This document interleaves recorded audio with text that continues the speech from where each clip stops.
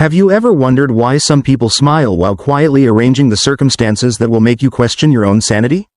Not because you threatened them with force, but because your existence awakened something inside them they could not bear to face. The deepest forms of hatred rarely arrive wearing the face of open aggression. They come disguised as concern, friendship, loyalty, or even love. Carl Jung warned that what remains unconscious does not disappear. It governs behavior from the shadows. And when a person refuses to confront the darkness within themselves, that darkness begins searching for a human target. Sometimes, that target becomes you. Hatred is often misunderstood. Most imagine it as explosive anger, loud accusations, or obvious cruelty. Yet the hatred that leaves the deepest psychological scars is almost silent. It observes before it strikes. It studies before it manipulates. It waits until trust has lowered every defense. Then it damages with precision. The tragedy is that many women spend years trying to understand why someone suddenly changed toward them. They replay conversations. They search for mistakes. They apologize for crimes they never committed. Meanwhile, the person who wounded them calmly continues forward, satisfied that confusion has replaced confidence. Jung believed that projection is one of the greatest psychological defenses of the unconscious mind. People cannot tolerate qualities within themselves that threaten the image they desperately want to maintain. Instead of recognizing their own envy, insecurity, cowardice, or emptiness, they unconsciously place those qualities onto someone else. This is why a genuinely kind woman often finds herself accused of manipulation. A confident woman is labeled arrogant. A peaceful woman is called cold. An independent woman is described as selfish. The accusation reveals far more about the accuser than about the accused. The unconscious always seeks relief. If it refuses healing, it seeks victims instead. There is an unsettling pattern hidden beneath countless broken relationships. A person who secretly despises themselves often cannot tolerate someone who possesses inner stability. They may admire you at first. In fact, they often appear fascinated by your calm presence. But admiration without self-awareness easily transforms into resentment. Because your existence becomes evidence of everything they have refused to become. Seneca once observed that no man is made unhappy by another's success. Only by his own opinion of it. The same principle applies emotionally. Your confidence does not create another person's hatred. It simply exposes wounds they have carefully hidden from themselves. Imagine two mirrors facing each other. One reflects truth. The other has been cracked for years. The cracked mirror cannot blame its own fractures. Instead, it begins believing the healthy mirror is somehow offensive. This is the psychology of unconscious hatred. The person is not merely reacting to what you do. They are reacting to what your existence forces them to feel. Many women fail to recognize intentional psychological damage because they expect hatred to look dramatic. They imagine obvious enemies. Instead, hatred frequently whispers. It forgets to invite you. It subtly excludes you. It celebrates your failures with suspicious calm. It minimizes your victories. It plants tiny seeds of self-doubt. It tells others stories that are almost true, but never entirely true. Notice the precision. The goal is rarely immediate destruction. The goal is gradual erosion. Your confidence must become uncertainty. Your voice must become hesitation. Your intuition must become confusion. Because once you begin questioning yourself, the manipulator no longer has to fight you. You begin fighting yourself. Jung often emphasized that the unconscious seeks balance, but those trapped inside unresolved shadow patterns seek control instead. They cannot regulate their internal chaos, so they attempt to regulate external people. This explains why certain individuals become strangely invested in limiting another person's growth. When you begin healing, they become uncomfortable. When you establish boundaries, they become offended. When you stop seeking approval, they suddenly accuse you of changing. Of course you change. Healing always changes people. Only wounded systems demand that you remain broken. Perhaps one of the most painful discoveries in adult life is realizing that not everyone wants your happiness. Modern culture teaches that kindness naturally inspires kindness. Reality is more complicated. Kindness reveals character. Some respond with gratitude. Others respond with entitlement. Others respond with contempt. Because every act of generosity confronts people with a choice: grow into greater humanity or protect their existing ego. Many choose the ego. Marcus Aurelius reminded himself daily that he would encounter the arrogant, the deceitful, the jealous, and the selfish, not because humanity is evil, but because unconsciousness is common. The unconscious fears exposure more than suffering. Therefore it attacks whatever threatens to illuminate it. You may remember moments when someone seemed strangely irritated after your success. Not because you boasted. Not because you competed. Simply because you were becoming more yourself. That reaction often confuses compassionate women.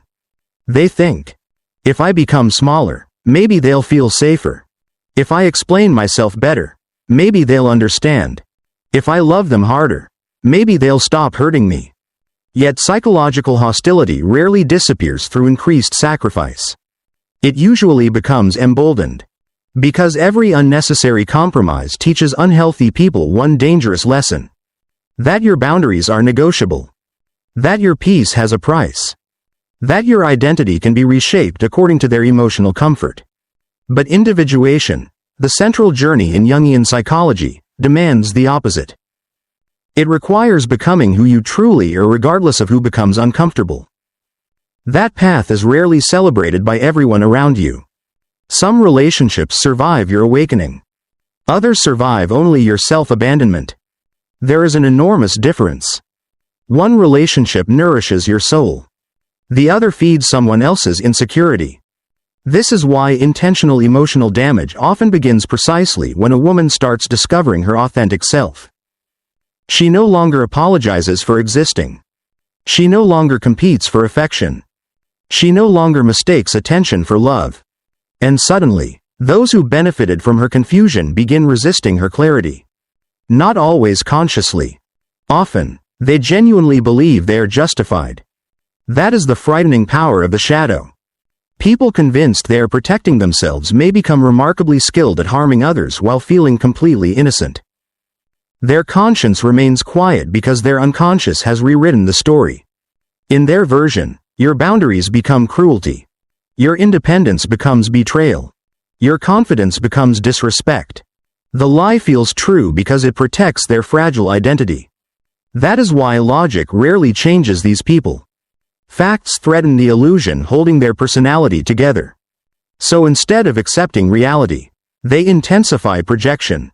And unless you recognize the pattern, you may spend years defending yourself against accusations that were never yours to carry.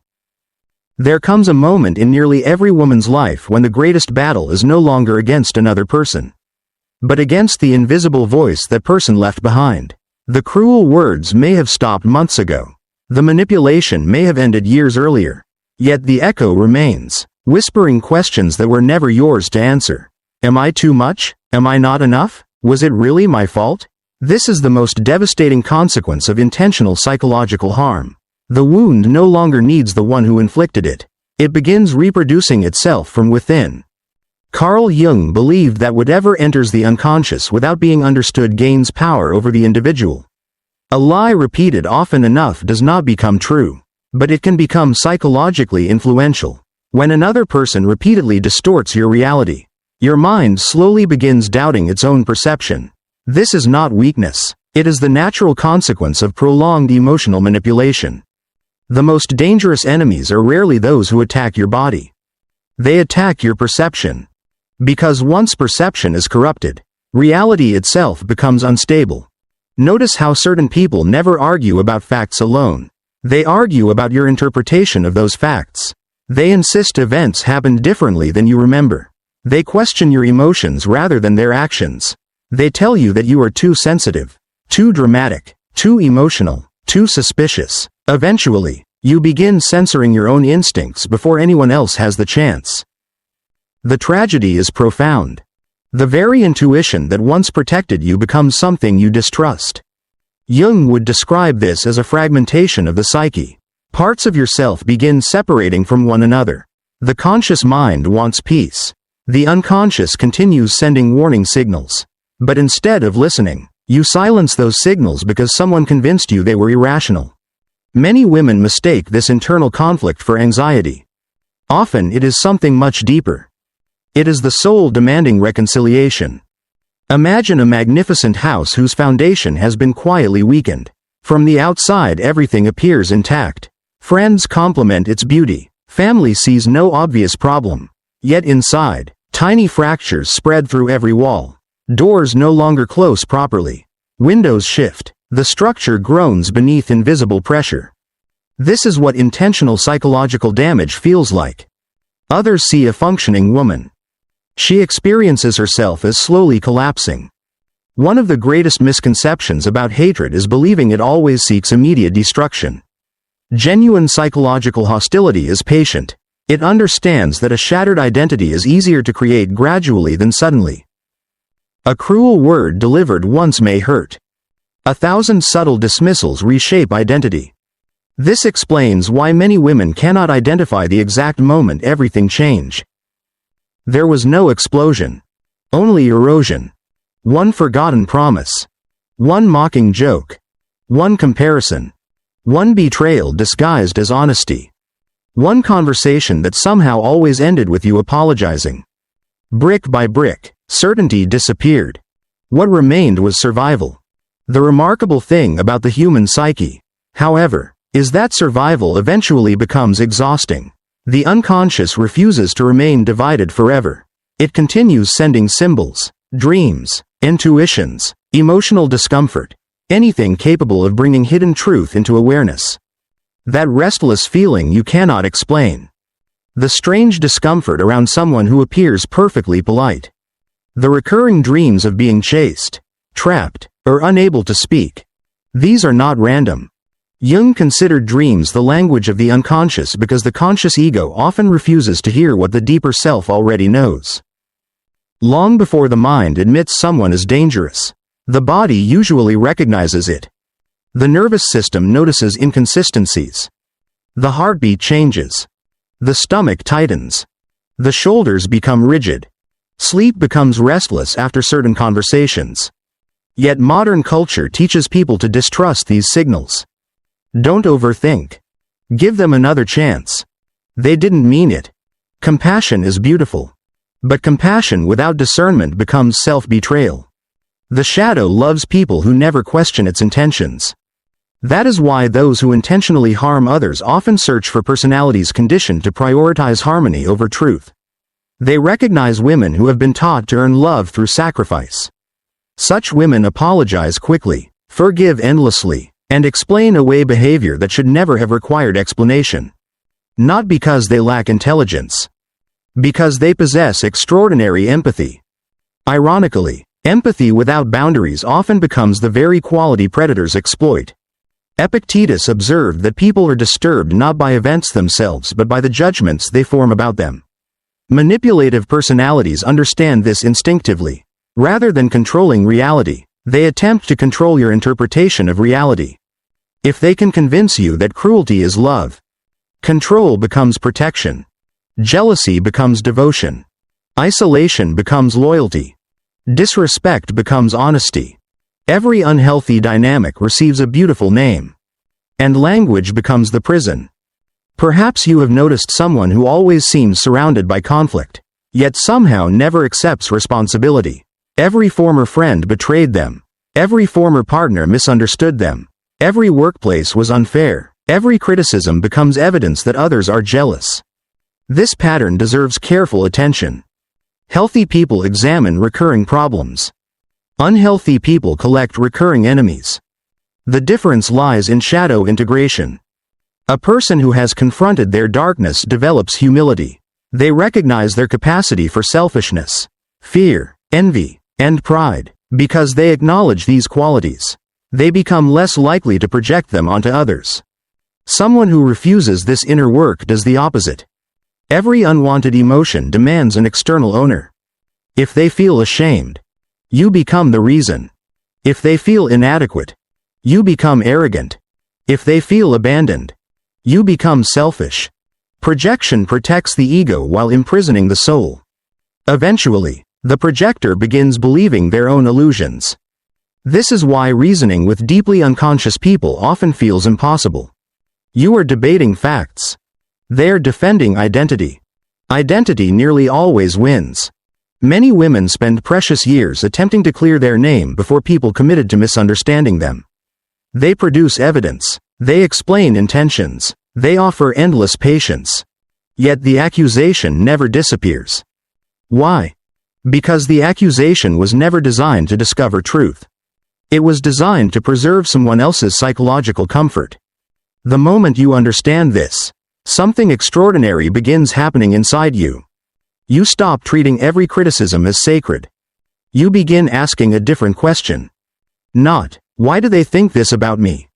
But, what does this reveal about the world they have built inside themselves? That single shift marks the beginning of individuation.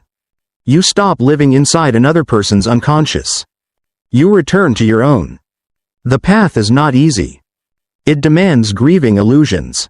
Accepting that some people never loved the authentic you, only the version that made them feel powerful. Recognizing that forgiveness does not require reconciliation. Understanding that distance is sometimes the purest expression of self-respect. And perhaps most painful of all, accepting that the people who intentionally damaged you may never admit what they did.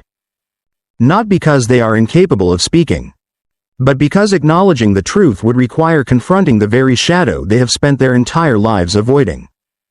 There is a quiet transformation that begins the moment a woman stops asking, asterisk, how do I make them understand, asterisk, and begins asking, asterisk, why have I been trying so hard to convince someone committed to misunderstanding me?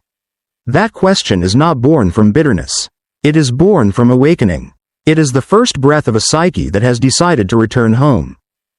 Jung described individuation as the lifelong process of becoming whole. Not becoming perfect, not becoming admired, becoming integrated. The woman walking this path no longer divides herself into acceptable and unacceptable pieces simply to preserve relationships. She no longer buries her anger beneath politeness or disguises her intuition as overthinking. She begins to recognize that every emotion carries information, and that even pain can become a guide when it is understood rather than feared. This realization changes everything. The woman who once interpreted discomfort as a sign to stay longer now recognizes it as a signal to look deeper. The woman who once believed love demanded endless endurance begins to understand that endurance without reciprocity slowly erodes the soul. There is an ancient pattern that appears throughout mythology. The hero does not first defeat the monster outside. The hero first enters the cave. That cave represents the unconscious. It is filled with forgotten fears, abandoned identities, childhood wounds, and the voices of those who once defined reality. Many women unknowingly carry those voices for decades. A teacher who said they would never succeed. A parent whose affection depended upon obedience. A partner who convinced them they were impossible to love. A friend who quietly celebrated every failure. These voices merge together until they begin sounding like one's own thoughts. This is why healing feels so confusing. Sometimes the person you believe you are fighting is no longer present. Only their echo remains. Marcus Aurelius wrote that the soul becomes colored by the nature of its thoughts. Yet he never suggested suppressing thought. Instead, he encouraged examining it with discipline. Jung offered a complementary insight. What is unconscious cannot be transformed. Therefore, the first act of liberation is not positive thinking. It is honest seeing. Imagine standing before a still lake at sunrise. For years the water was disturbed by storms created by someone else's chaos. Every reflection appeared distorted. You believe the distortion belonged to you. Then one morning the wind becomes quiet. The surface settles. For the first time, you see your own face clearly. Nothing new was created. The distortion simply disappeared. This is why women often describe healing not as becoming someone different, but as remembering someone they had forgotten. The authentic self was never destroyed. It was hidden beneath adaptation. One of the clearest signs that someone intentionally sought to damage you is their reaction when you begin recovering. Healthy people celebrate healing, even when it creates distance. Unhealthy people experience your recovery as rebellion. Notice what happens when you stop explaining yourself. When you no longer defend every decision. When you calmly decline invitations that drain your spirit. When your silence replaces arguments.